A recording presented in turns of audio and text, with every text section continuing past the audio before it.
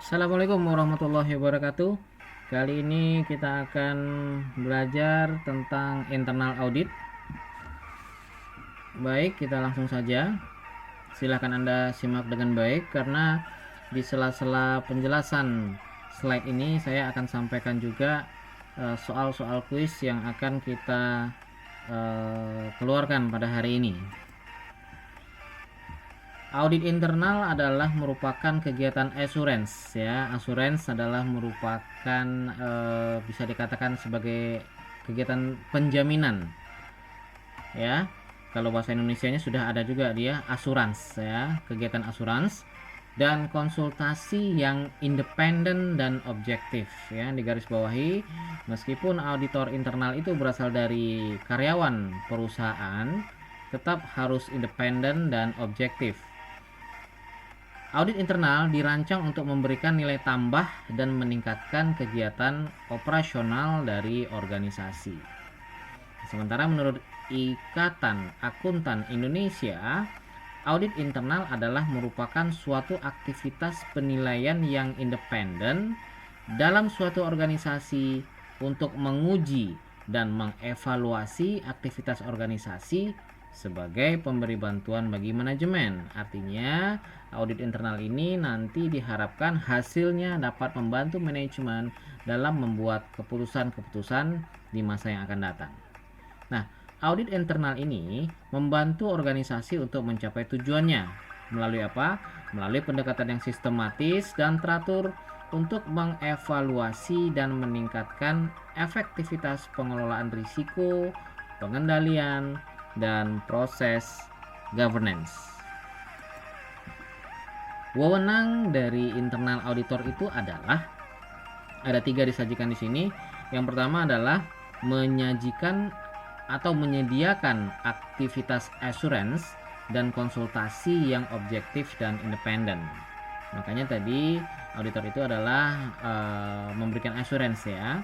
Nah, kemudian internal auditor adalah menyediakan nilai tambah dan memperbaiki organisasi. Dalam artian, ketika organisasi dalam perjalanan operasionalnya atau dalam perjalanan kegiatannya itu terdapat hambatan-hambatan atau hal-hal yang tidak sesuai dengan prosedur yang telah ditetapkan, maka fungsi tugas dari internal auditor adalah menemukan ketidaksesuaian tadi dan memberikan rekomendasi kepada tim manajemen untuk memperbaiki ketidaksesuaian tadi agar organisasi pun dapat terperbaiki secara keseluruhan. Kemudian yang ketiga, wewenang dari internal auditor adalah untuk membantu dengan membawa pendekatan yang tertib dan sistematis untuk mengevaluasi dan meningkatkan efektivitas dari proses manajemen risiko, pengendalian, dan tata kelola. Oke, salah satu dari yang saya maksud di sini adalah soalnya adalah soal kuis yang dari slide ini adalah salah satu wewenang internal auditor adalah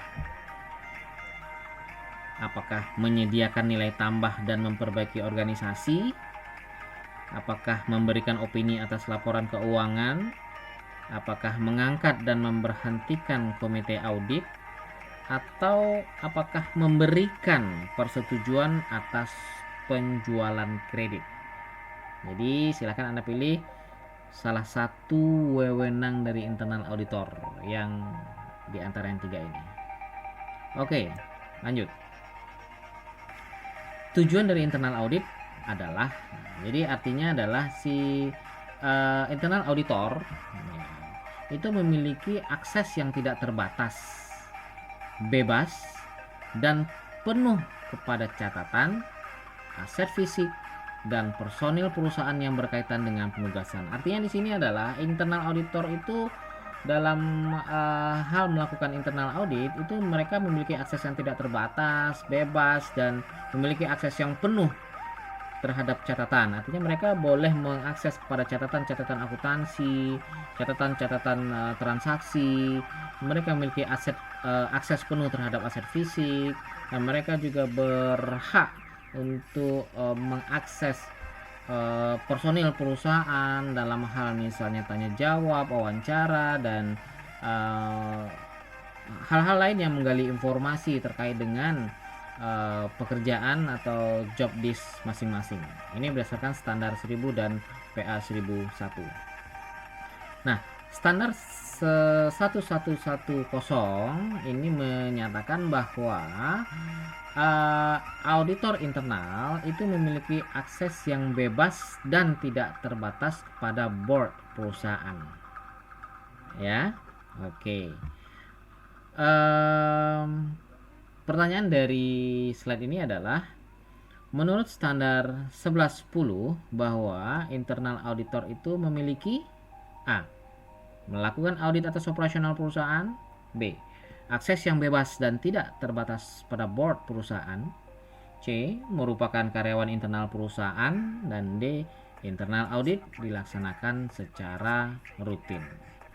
Ya, soalnya berikut.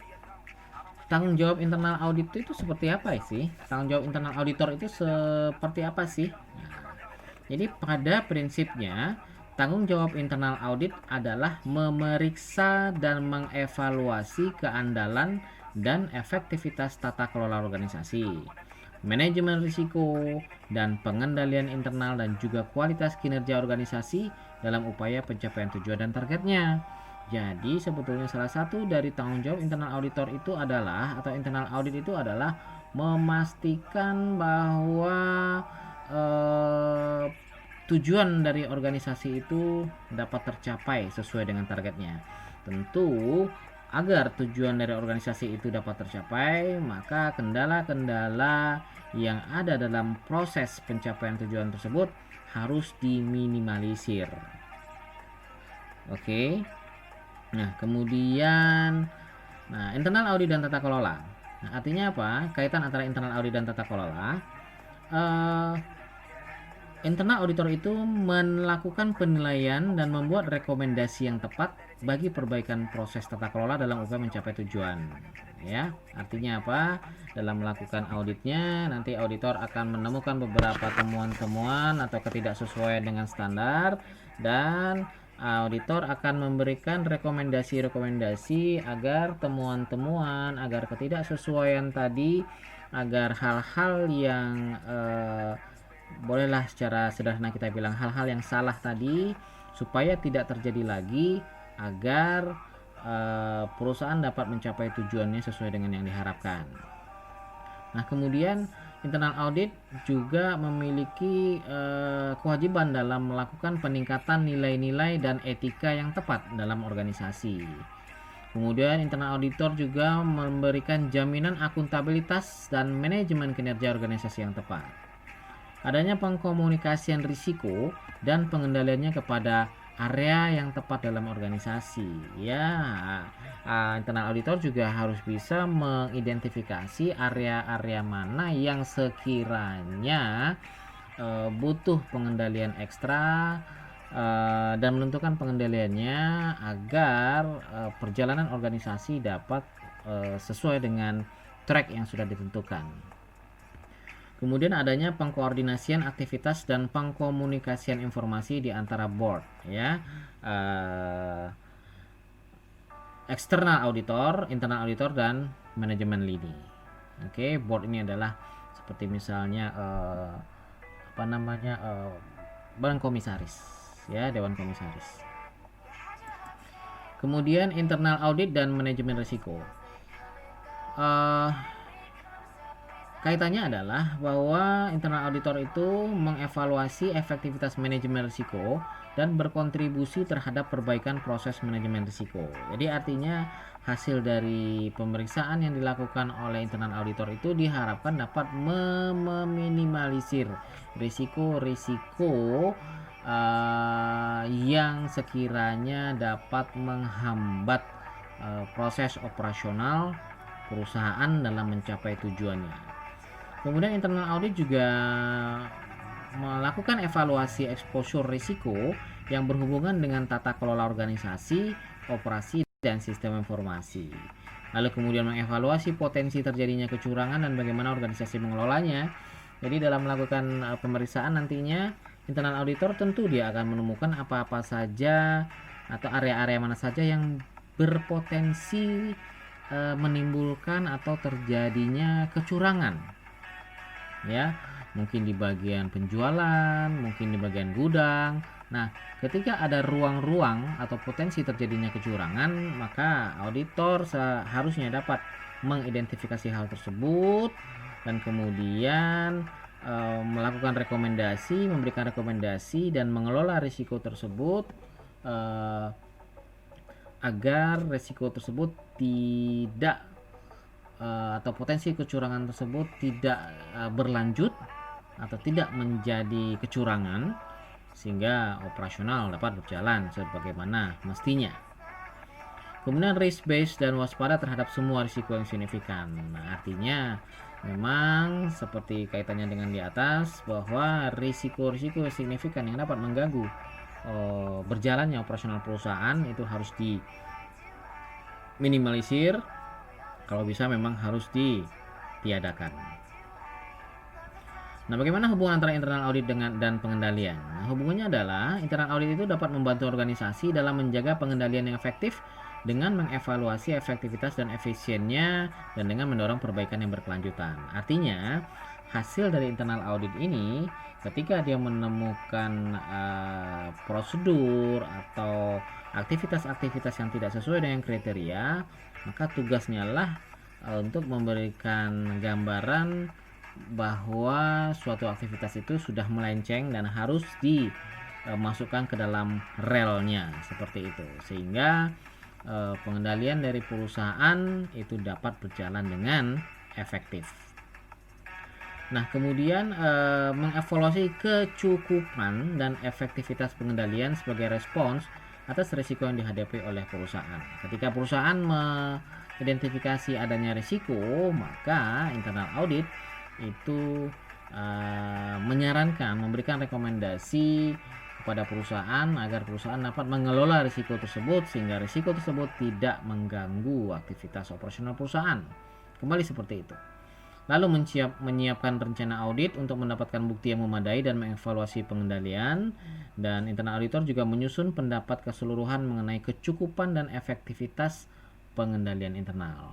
Auditor harus memberikan rekomendasi juga apakah pengendalian internal yang dimiliki oleh perusahaan ini sudah cukup memadai agar terjaga kegiatan operasional perusahaan ini sesuai dengan yang sudah ditetapkan.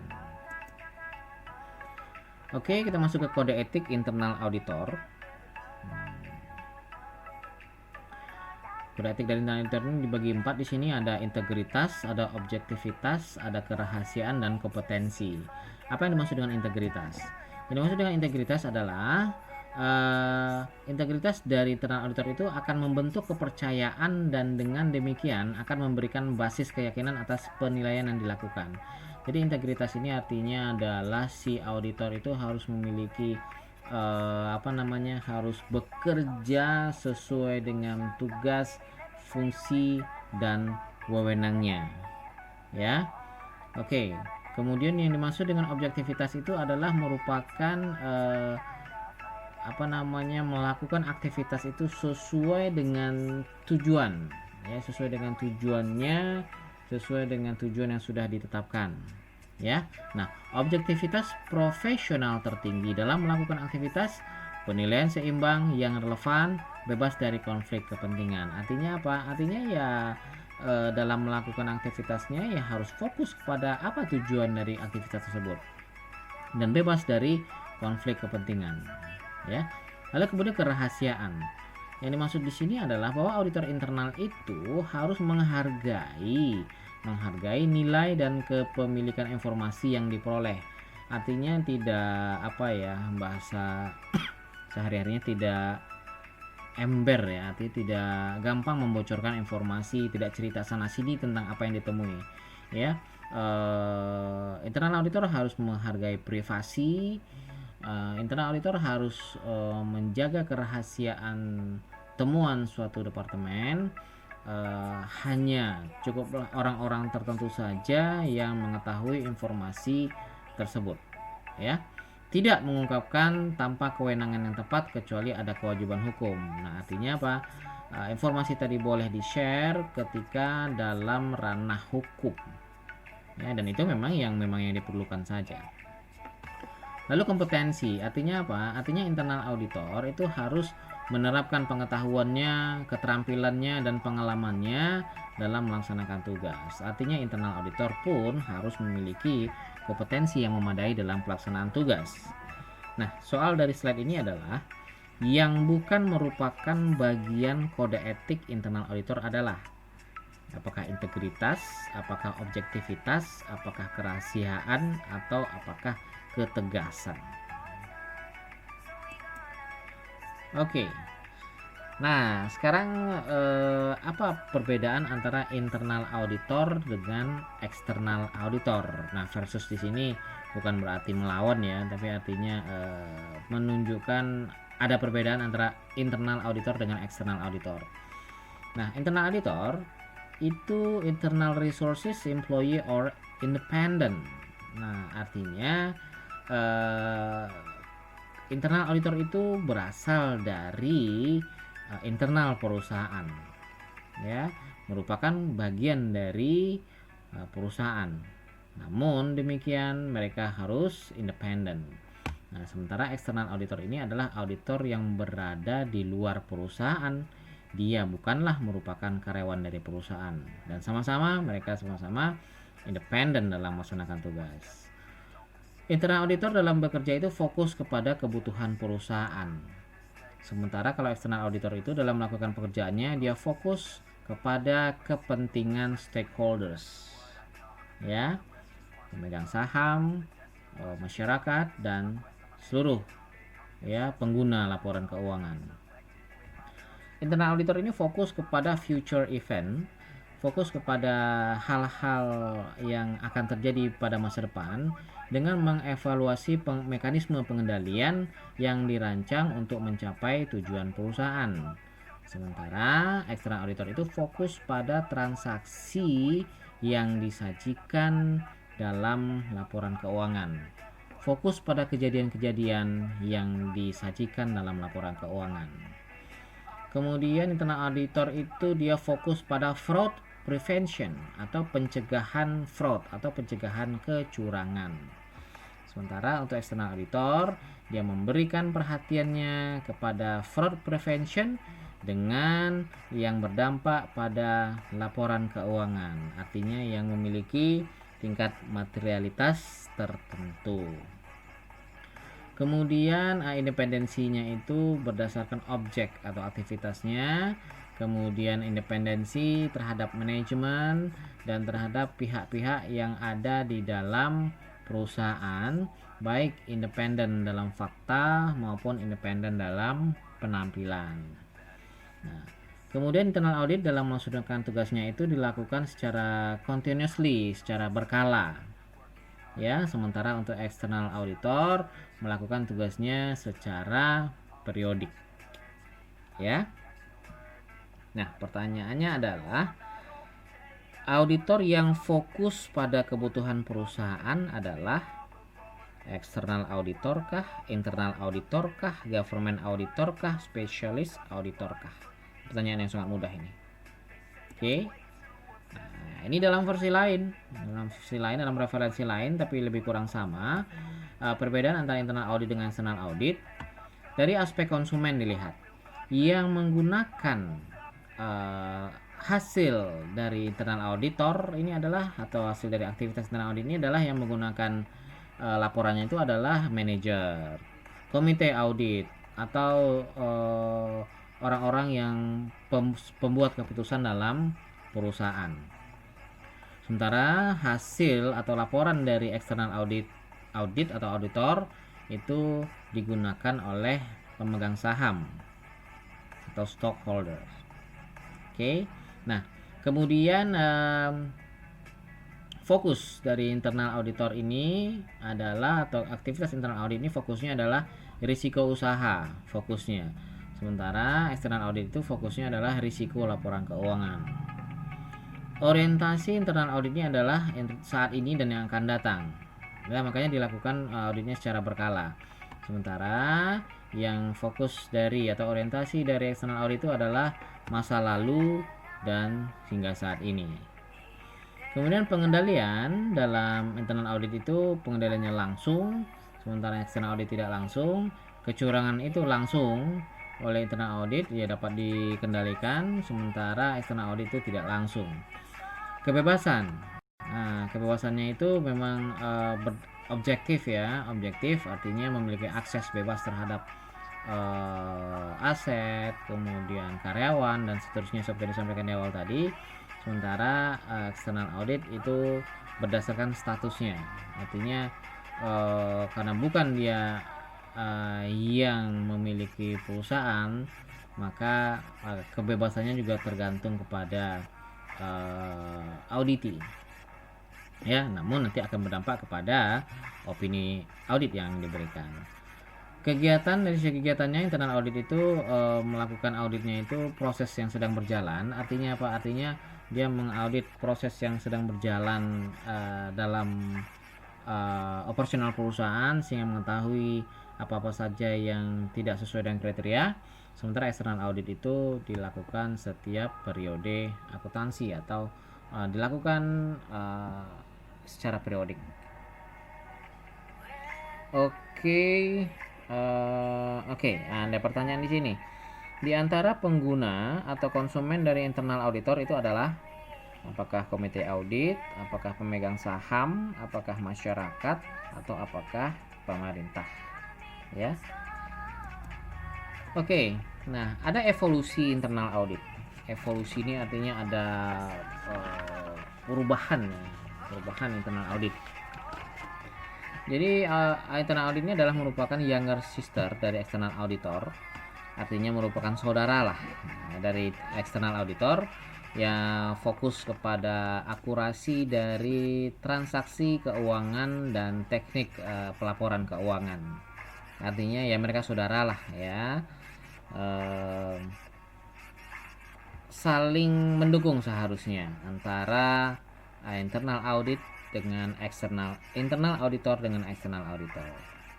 Nah, saat ini internal audit itu menjadi disiplin yang terpisah yang berikan nilai tambah dari manajemen. Artinya memang internal audit itu adalah merupakan pihak yang independen yang memang memiliki kompetensi tertentu. Kemudian broader aspects of internal audit. Jadi aspek-aspek yang lebih luas dari internal audit itu adalah merupakan tidak hanya melakukan audit saja, tapi terkait dengan pengendalian, terkait dengan kinerja, terkait dengan risiko, dan terkait dengan tata kelola perusahaan. Jadi fungsinya sudah menjadi semakin luas. Kemudian aspek keuangan, only one of internal audit scope of work. Jadi aspek keuangan itu tentu saja hanya merupakan salah satu bagian dari ruang lingkup pekerjaan internal audit. Seperti yang disampaikan di atas, bukan hanya aspek laporan keuangan saja, tapi ada aspek pengendalian, kinerja, risiko, dan tata kelola. Oke. Kemudian nah ini dia evolusi tadi ya, tentu akan ada menciptakan suatu paradigma baru ya. Nah, ini di sini perbedaan antara paradigma baru dan paradigma lama dari internal audit. Nah, yang pertama kita lihat dari fungsi. Dulu atau paradigma lama itu fungsi dari internal auditor itu adalah sebagai watchdog. Watchdog ini apa ya? Fungsi pengawas yang ngeliatin terus, yang ngejagain terus ya, dia fungsinya sebagai watchdog. Dan namun saat ini memang sebagai watchdog juga dalam tanda kutip, tapi merupakan konsultan atau tidak hanya mengawasi saja, tapi memberikan masukan-masukan yang berarti, yang bermanfaat bagi perusahaan. Nah, kalau zaman dulu internal auditor tugasnya adalah mengungkap temuan. Mengungkap temuan itu artinya cari periksa laporan keuangan, periksa operasional perusahaan. Nah, lalu ada temuan yang tidak sesuai atau hal-hal yang tidak sesuai dengan kriteria, itu jadikan temuan. Itu saja paradigmanya, hanya mengungkap temuan. Tapi paradigma baru adalah tidak hanya mengungkapkan temuan, tapi memecahkan masalah. sehingga temuan-temuan tadi tidak berlanjut menjadi hal-hal yang menghambat tujuan perusahaan. Paradigma lama itu fungsinya itu mengganggu objek, artinya apa? Pekerjaannya adalah seolah-olah mengganggu orang-orang yang diperiksa. Jadi misalnya dia memeriksa di bagian accounting, maka kedatangan dari internal auditor itu seolah-olah mengganggu personil-personil di bidang accounting. Nah, kemudian reaktif itu artinya adalah kalau seandainya ada pengaduan, langsung bereaksi, baru melakukan pemeriksaan. Sementara paradigma baru itu internal auditor itu bersifat proaktif, bukan reaktif, bukan ada kejadian dulu baru bergerak, bukan, tapi ada kejadian tidak ada kejadian tetap bergerak, proaktif, lakukan audit secara berkala. Itu paradigma baru. Kalau dari sifat audit atau rekomendasinya, paradigma lama itu yang dimaksud dengan post audit itu adalah audit dilakukan itu setelah pada akhir-akhir periode, dan sifatnya adalah memperbaiki temuan-temuan yang ada. Sementara paradigma baru adalah melakukan post audit dan pre audit. Ya, lakukan audit itu secara berkala lah, sebelumnya dan sesudahnya, dan sifatnya juga melakukan koreksi, melakukan pencegahan, serta yang tidak kalah menariknya adalah melakukan prediksi atau melakukan prediksi kira-kira apa yang akan terjadi di masa yang akan datang, sehingga harus diantisipasi ketika ada kendala-kendala. Sikapnya bagaimana? Kalau internal auditor itu paradigma lama sifatnya kaku, orangnya pasif, ya. Sementara pemeriksaannya itu paradigma baru, internal auditor itu lebih bersifat fleksibel dan konstruktif, kemudian aktif dan komunikatif, ya seperti di atas, proaktif, ya, kemudian memecahkan masalah dan seterusnya. Nah, pendekatan digunakan adalah subjek objek, artinya subjek objek itu adalah dulu itu subjeknya itu adalah internal auditor, serta objeknya adalah yang diperiksa. Ya, artinya adalah lebih superior lah, bisa dikatakan internal auditor itu lebih superior. Tapi kalau paradigma baru, internal auditor dengan yang diperiksa itu adalah subjek-subjek, artinya mereka adalah merupakan hal, tidak ada yang dianggap superior, artinya yang diperiksa maupun yang memeriksa sama-sama tingkatannya sama, merupakan partner dan seterusnya, sehingga tidak ada istilah menang atau kalah, ya, tidak ada istilahnya internal auditor menang karena mampu menemukan temuan, tidak ada. Yang paradigma baru itu adalah win-win, ya, antara internal auditor dengan yang diperiksa atau dengan pihak yang diperiksa itu sama-sama menang, artinya sama-sama membantu perusahaan untuk memperbaiki diri. Tipe staffnya itu setengah-setengah. Kalau dulu setengah-setengah itu artinya ya mungkin kompetensinya seadanya dan seterusnya. Sementara paradigma baru itu memang harus tuntas dan paripurna, artinya apa? Internal auditor memang betul-betul harus memiliki kompetensi yang memadai kalau kita pandang dari sisi kompetensi. Nah, dari sisi organisasi, paradigma lama itu menyatakan bahwa atau menganggap bahwa internal auditor itu hanya merupakan sebuah pelengkap saja, boleh ada dan boleh tidak, atau hanya sebagai memenuhi persyaratan saja bahwa internal auditor itu memang harus ada. Ketika internal auditor harus ada, ya sudah, letakkan saja siapa saja yang suka-sukalah seperti itu, baik yang berkompetensi maupun tidak sebagai internal auditor. Nah, tapi saat ini internal auditor itu adalah merupakan tools management, artinya merupakan salah satu alat dari manajemen, bahkan merupakan pusat keunggulan dari sebuah entitas atau sebuah perusahaan. Karena ketika internal auditornya itu jalan, maka kendala-kendala yang ditemui oleh perusahaan itu akan dapat diminimalisir, itu harapannya. Nah, ukuran suksesnya internal auditor itu adalah jumlah temuan, artinya semakin banyak temuan, maka internal auditor itu adalah semakin sukses dalam melakukan pekerjaannya. Tapi itu dulu.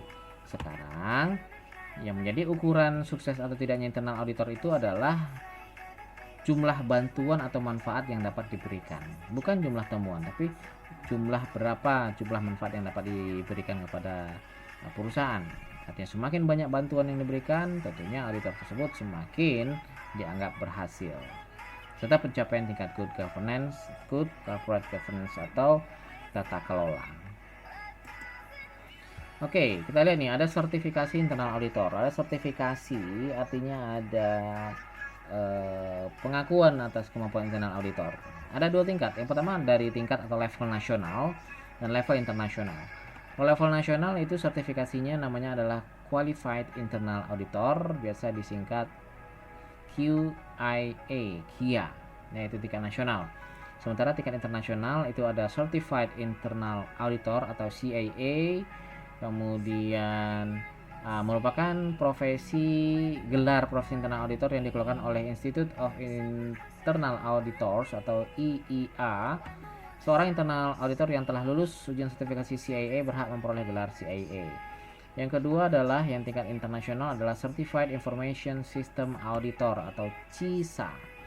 Yang ketiga adalah Certified Fraud Examiner atau CFA. Dan yang keempat adalah Certified Bank Auditor atau CBA. Tempat ini adalah tingkat internasional, sedangkan yang di atas TAA adalah tingkat nasional.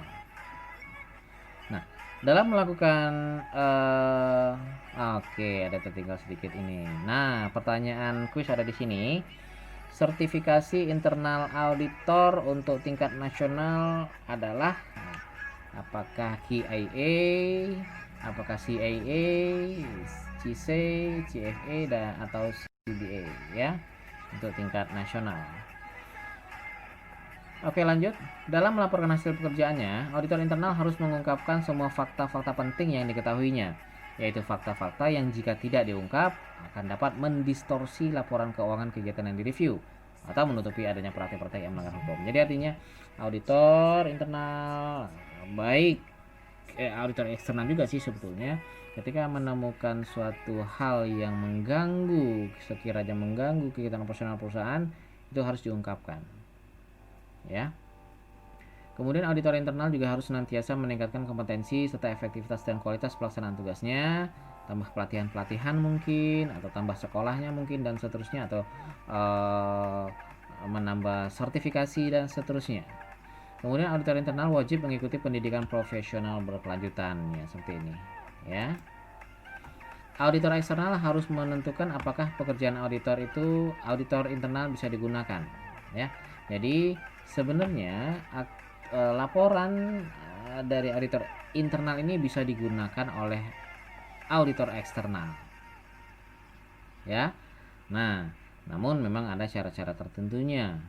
Dan jika syarat-syarat tersebut dipenuhi, maka auditor eksternal bisa menggunakan hasil dari laporan auditor internal. Tapi kalau syarat-syarat tidak dipenuhi, maka sebaiknya auditor eksternal tidak menggunakan hasil dari audit internal.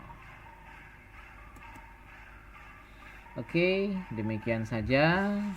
Selamat belajar kembali. Assalamualaikum warahmatullahi wabarakatuh.